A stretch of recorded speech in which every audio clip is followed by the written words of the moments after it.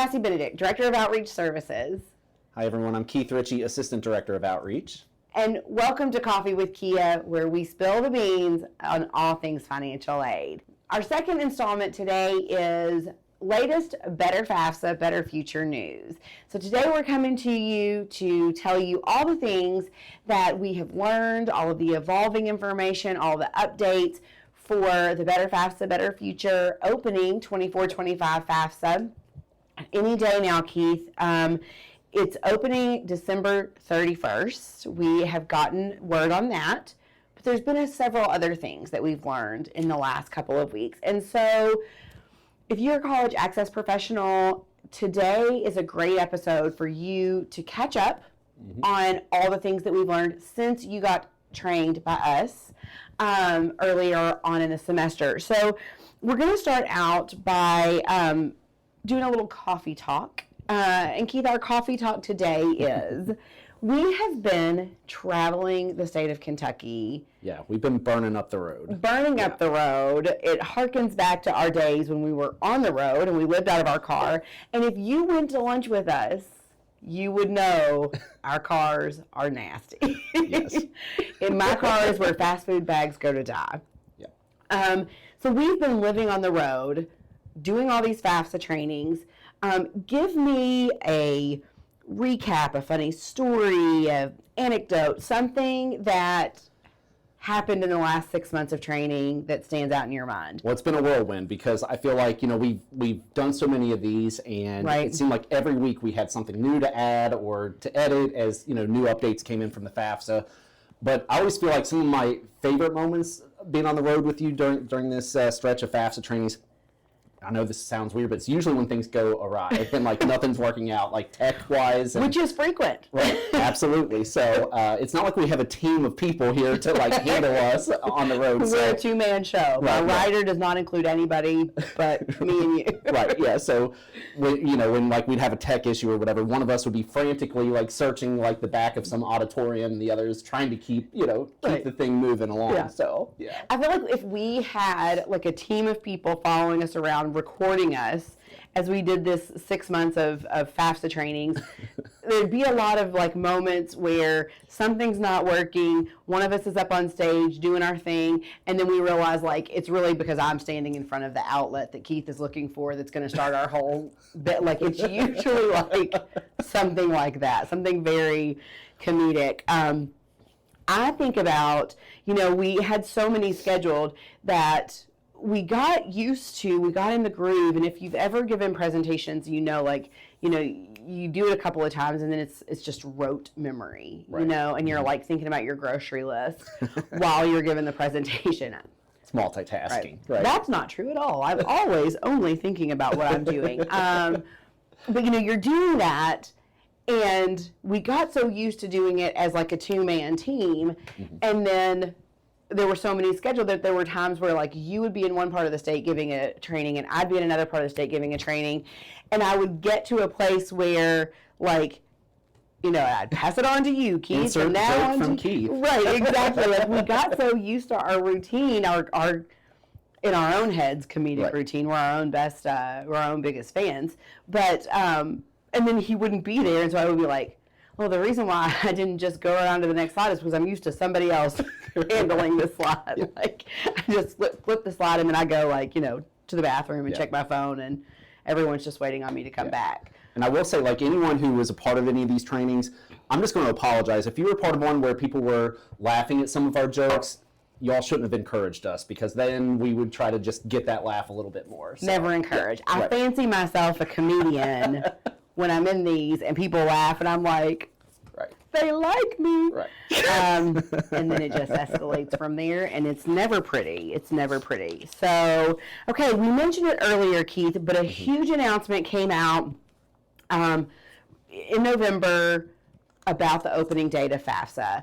So there's been some rumors in Kentucky, some nasty rumors, that the FAFSA is opening December 1st. Right. So first up, dispel those rumors for us, and secondly, what was the big announcement? Yeah, so first off, December 1st is not happening with the FAFSA. In fact, federal student aid announced in November that it will open by December 31st. So effectively, us at Kia, the way we hear that is we are rolling with the idea of December 31st being the opening date. You'll hear a lot of our outreach counselors talk about this, Cassie and I as well. When we're going around, to me, if this thing opens up at the tail end of December, the way I look at it is it's really January is going to be our big month of really highlighting the FAFSA. And let's say this thing opens up a couple days before the end of the month, instead of December 31st. The way I look at it, if any of you all have ever helped with a FAFSA workshop the first day or two that this thing opens, it can be tricky, to say the least. A lot of tech issues, a lot of people are on that website at the same time. Right. So the way I look at it is, let's let other states work out some of these kinks, and then we're looking at you, Louisiana. Yeah. Right. And then we'll come back in January after break. The outreach counselors will be back. The college reps, a lot of them will be, they may have a little more availability to help out with some of the workshops that are around the state. So the way I look at it, let's really just set our sights on the month of January as being our go-to FAFSA month this year. So no New Year's Eve FAFSA parties in your house this year? I don't think so. Okay. I will probably be asleep by 9 p.m. So. Sleep? We don't sleep. Okay, so if, our staff, a fun thing that our staff does every year, and I think a lot of people do this, is in January we set words of the year. And it's kind of like our intention and the outlook for our year. If FSA set a word of the year this year, that word would have been delay.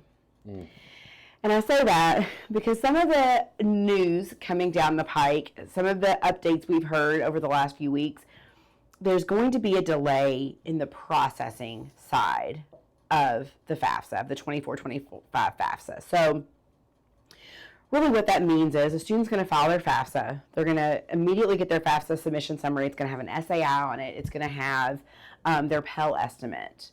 But communication from the college, and even, us, in terms of state aid and things like that, is going to be delayed. So talk to me, Keith, about a little bit of a timeline. Like, what are we looking at? A student files their FAFSA. When are they going to hear anything? Is it going to, if it's delayed 4 weeks, are they going to hear February 1st? Like, what do you think? I personally, everything's going to get pushed back is the way I look at it. I don't want to paint us into a corner of saying, well, by this date, everything's going to be working and up and running. I don't think we have that information. Right, we don't know.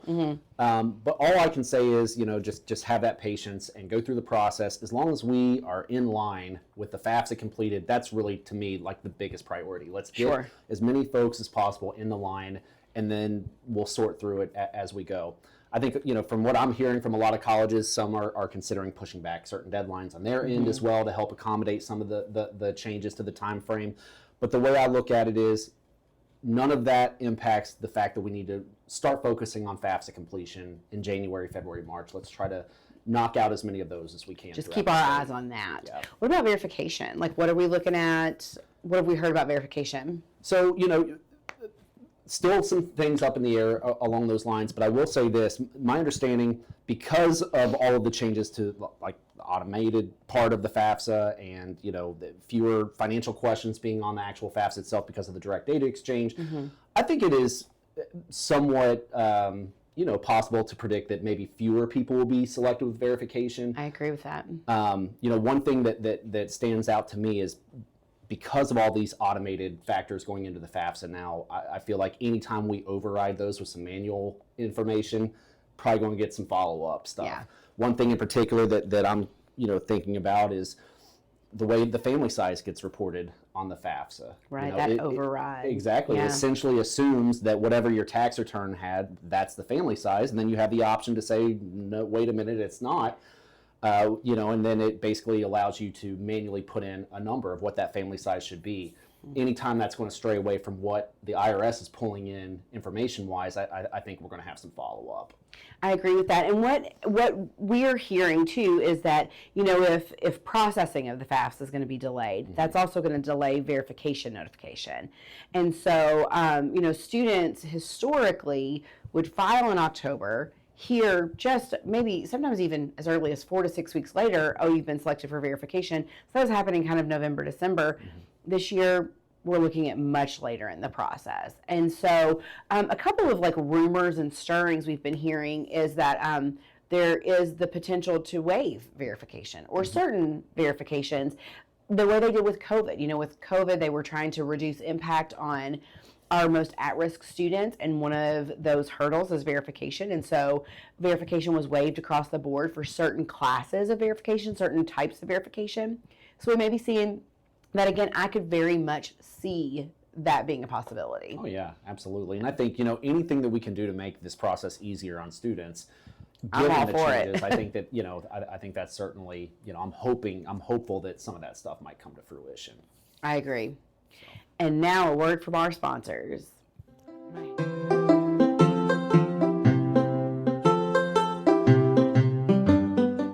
Do you need help paying for college?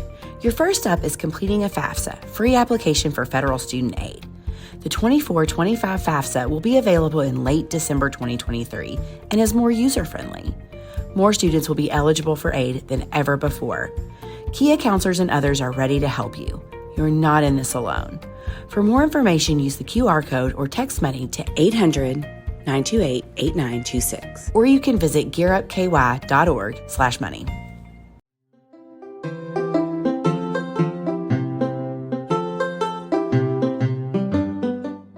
All right, Keith, so after the break, we were talking about FAFSA changes. We were talking about the updates since our trainings. Now I want to ask you, one of the biggest concerns we hear in the field when we're talking to college access professionals, school counselors, things like that, you know, these students are setting up their FSA IDs, and that's happening even before the FAFSA opens.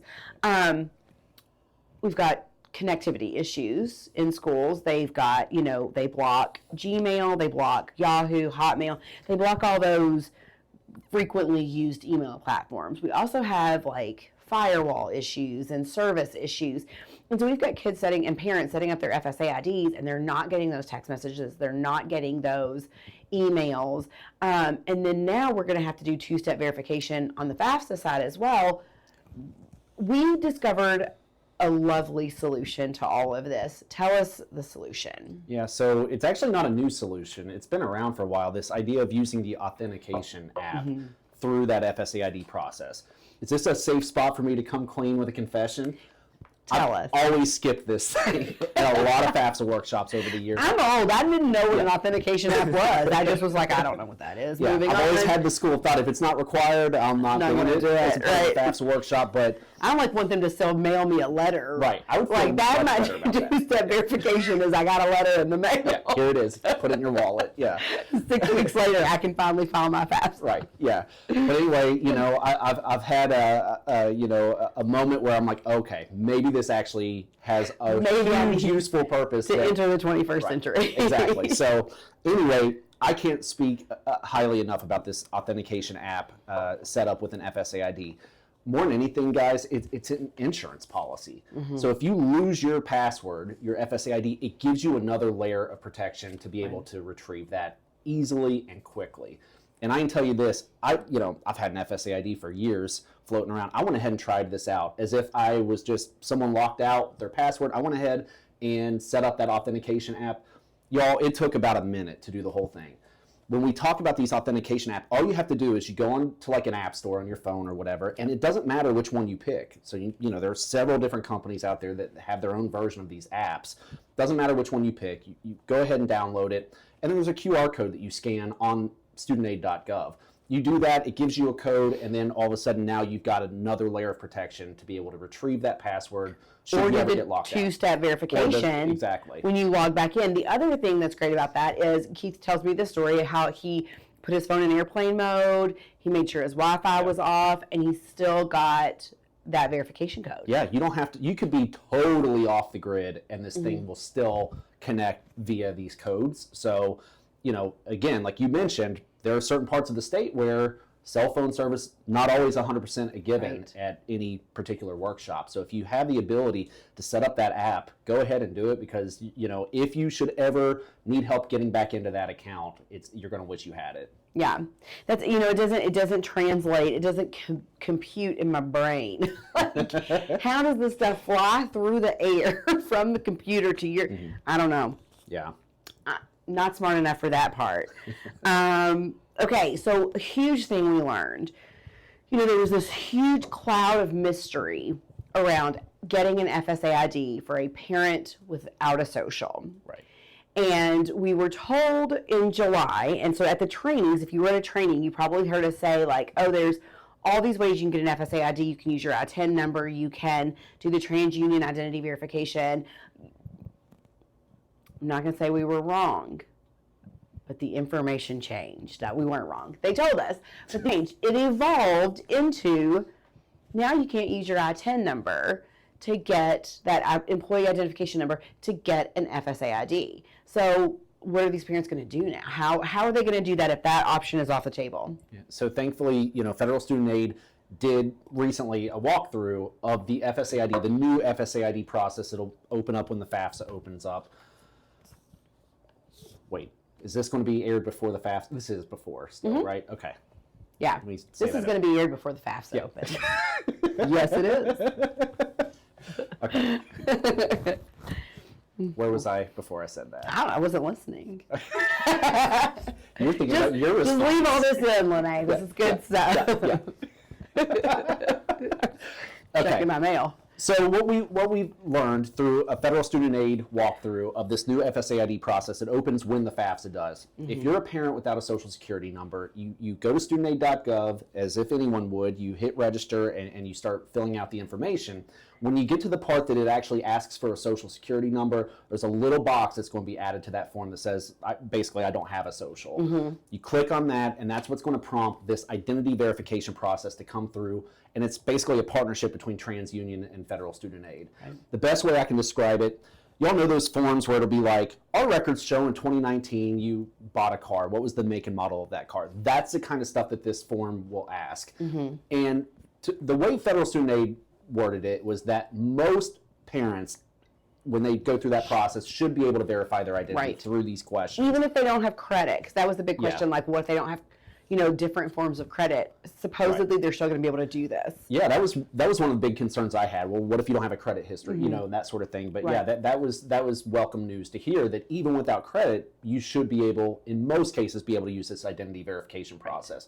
Let's say if all else fails, let's say you go through that process and they're unable to verify your identity, there's going to be another layer that's been announced from Federal Student Aid where essentially an undocumented parent would be making a call to Federal Student Aid, mm-hmm. and it's very similar to the lockout process of any account. Yeah, almost identical, yeah. Yeah, so essentially they're going to try to verify as much as they can over the phone, but then they're mm-hmm. going to send like a form, and they would have to basically provide some documentation that shows you are who you are. Right. So some examples of that would be like a driver's license. Right. In Kentucky, for instance, you can get a driver's license without having a social security number. Mm-hmm. So that would be an example. They've talked about like municipality identification. They've talked about utility bills. So there's like a state list. Issued mm-hmm. identification cards. Yeah. Yeah. So between all of those, that would be a way that someone without a social security number could theoretically set up their FSA ID. Right. With that said, there's one thing that I've had some conversations with families and college access professionals over the last couple months about this particular change.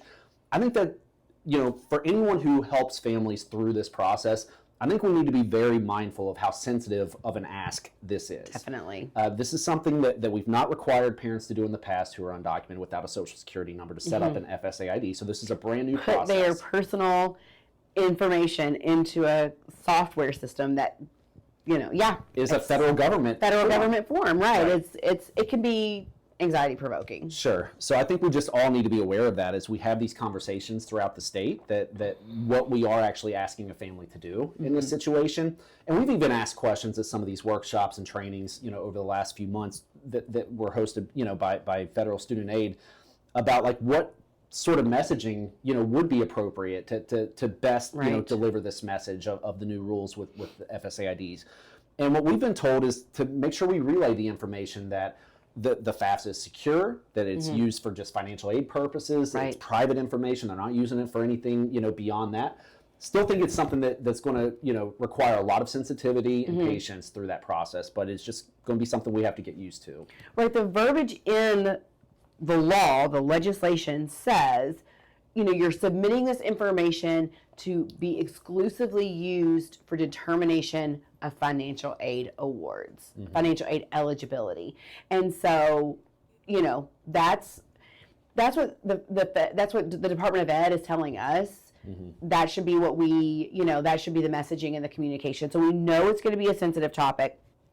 We're ready to counsel. So always refer people to your outreach counselor if if you have a parent who still feels, now would I go out there and broadcast? Like, it's safe, it's fine, just do it. Like, no. But I think that I would feel comfortable counseling around that letter of the law. Sure. Yeah, absolutely. So, Keith, you still use the I-10 number to do something, right? What is that? Yeah, so you can still theoretically, like, let's back up and say, okay, what is the I-10? It's a tax identification number. It's given by the IRS to allow folks without a Social Security number to still theoretically file taxes through the IRS.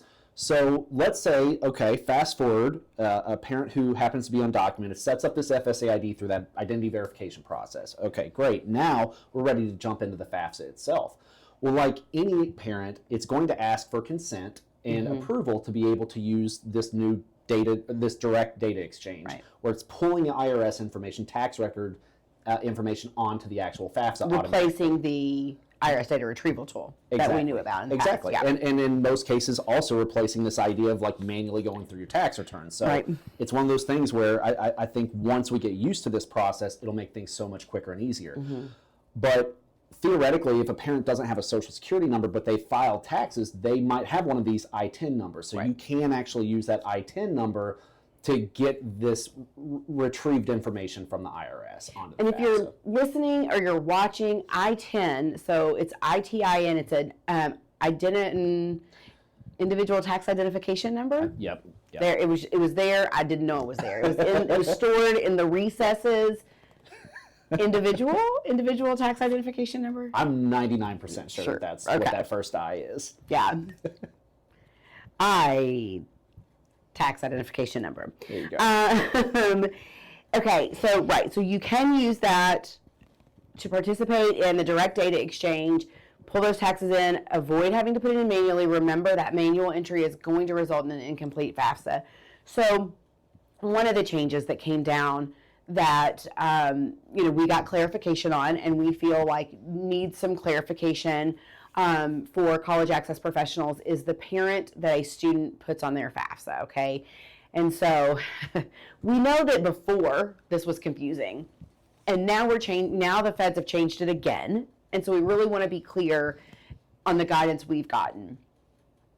So students are going to identify a contributor, a parent contributor, to go on their FAFSA. If it is a situation of divorce, they are going to look at who contributed the most financial support over the last year. And that was kind of what we trained college access professionals on, who gave the most support. But there's a second layer to this, in that when we determine who gave the most financial support, who provided the most financial support, you cannot look at the household that provided the most financial support. You have to look at the biological parent who provided the most support. So if we're looking at it and we go, okay, here's mom and she's remarried, and here's dad and he's remarried, who gave which parent, not which household, okay? So we like to use this example. Mom is the primary residence. Now, in the 24-25 FAFSA, that doesn't matter. What matters is who gives the most financial support. Well, let's say this household is where the student lives and they're making six figures, but there's a biological dad out there, and he's paying child support, okay? So let's say biological mom doesn't work. Right.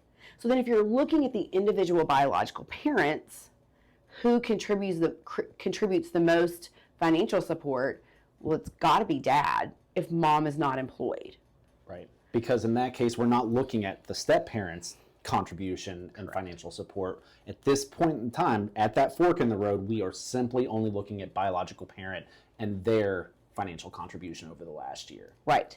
And so if you hear this the way we heard it, we had a moment where like a little bit of like steam came out of our ear. My glasses fogged up, my steam. I spit my coffee out. Right. I won't reenact that for you guys. But we were very taken aback by this clarification. And so we have checked, double checked, rechecked, triple checked. Yeah. And it's all true. It's all legit. This is how we identify the parent contributor. Is you separate the biological parent out of the household. You look at their financial contribution, and then you go with whoever provides 50% or more. Then, so let's identify it as dad in the scenario that I was using. That's when we now file the FAFSA and we're contributing to the FAFSA. Now we loop in stepmoms. Mm-hmm. So it's essentially a second fork in the road. So like the best way I can describe it is when you're trying to figure out which parent it is, you have to just like cut out everything else and just simply like zero in biological mom versus biological dad who provided the most financial support. Once you determine that, then the step parent, if they're remarried, would come into the equation. So there's that second, that second fork in the road. Whereas, okay, if we're establishing mom or we're establishing dad, are they remarried? And at that point, that's when we start bringing in the step parent and their income information and the whole 9 yards. Right. Yeah. So we know that's confusing, and we know that's a change from what we even mentioned when we were giving our trainings all semester. So, definitely reach out to us with questions. Keith and I are still open to you guys contacting us to ask us questions and clarification. And if it's something that we don't feel 100% confident on, I can say this very confidently. If we don't know for certain, we will hunt down the answer. Yeah. And we know because you guys have really put us to the test. Yes. You have called us, you've emailed us, and you've said, well, you said that you can do this. Are you sure? And so anytime anyone says that, we go find the words in the law that FAFSA's put out there, that FSA has put out there, and we back up what we've been saying. And so, we're happy to provide any further documentation or clarification on any of these things. You can always reach out to us. But before we go today, I wanted Keith to ask you about other sources of information. So, college access professionals, they're watching this, they're enjoying their coffee with us, and then they say, that was great information, I want more. I want more help, more guidance to help my students out there. What you got for them? Yeah, so, more than anything, start with Kia Outreach Services. We have outreach counselors in every single corner of the state. No matter where you're standing at any point in the Commonwealth, you're represented by a Kia Outreach Counselor. And we're standing by, and we're ready, and we're willing, and we're able to help through any of this process. Our Kia Outreach Counselors are working hard, establishing FSA IDs at workshops, at high schools and college campuses around the state, and we're going to continue that work when the FAFSA opens up with FAFSA workshops. Right. Another thing that we'll throw out there, even outside of the FAFSA landscape, just remember our Kia Outreach team, our outreach counselors are available to meet with current college students, to be able to speak at parent nights, adult students, you name it. Anyone and everyone who has questions or would like to learn more about resources that are available in Kentucky to help make higher education, trade school, you name it, more affordable, we're here. We're here and available to help. All of our outreach counselors have contact information on kia.com. They can be called, you can text them. We're on social media, pretty much anywhere and everywhere. So if there's ever anything that we can do to help, we're certainly available. Absolutely. We've got a FAFSA walkthrough video. Yeah. So using the prototype, Keith walked through the FAFSA. That's on our YouTube channel. We've got, if you go to kygoestocollege.com and you go to Better FAFSA Training Center, there's all kinds of resources, YouTube videos you can share, ready-made, pre-written tweets, Instagram, Facebook graphics, handouts you can use. Everything that you might possibly need to support your students through this, it's all out there. One thing also, in addition to the KY Goes to College, like in terms of the Better FAFSA Training Center that's more geared toward college access professionals, we also have this new website called kyfafsa.org, where essentially your students will be able to go through almost like a roadmap, like from start to finish. Really is. It'll like straight up ask, do you have an FSA ID? If not, here's a video on how to create it. Here's the link to go straight to studentaid.gov and jump right into that process. Who is a contributor? Am I dependent or independent? And basically, it just walks them through start to finish.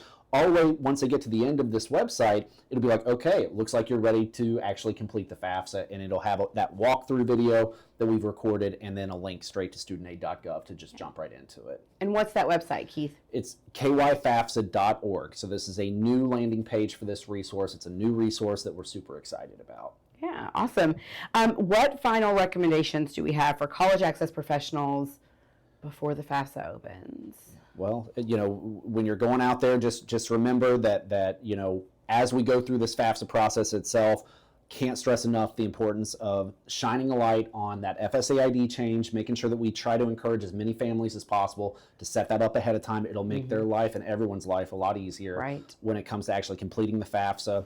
And then also, in that same regard, when it comes to actually sitting down and completing the FAFSA itself, just make sure.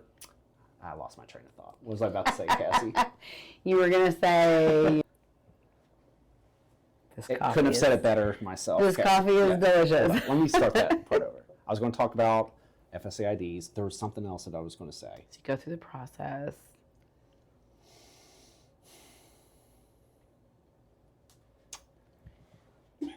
Do, do, do, do, do, do. Yeah, all right. Let me just start that part over.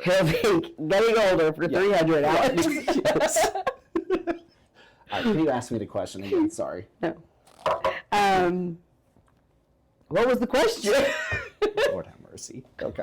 All right, Keith, to wrap it up, what final recommendations do we have for our college access professionals out there before the FAFSA opens?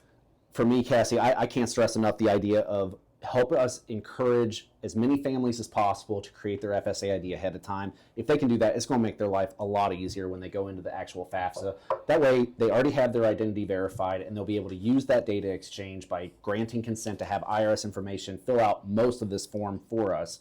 So we might as well utilize this new technique. The other thing is, help spread the word about some of the changes. If you have current college students on campus who used to get a Pell Grant because of things like that sibling discount going away, where they're no longer eligible for a Pell Grant because of these new FAFSA changes. Remember, the feds have given a little more wiggle room this year to help students through that process. They have given the green light to do things like professional judgment appeals.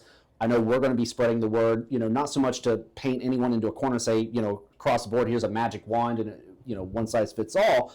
But just know that if a student on your college campus no longer gets that Pell Grant, our advice is to have them reach out to the financial aid office and at least let them know about the situation and see what can be potentially done about it. Absolutely. What about you, Cass? What do you think? I think that for college access professionals specifically, please keep in mind, we've done this before. Yeah.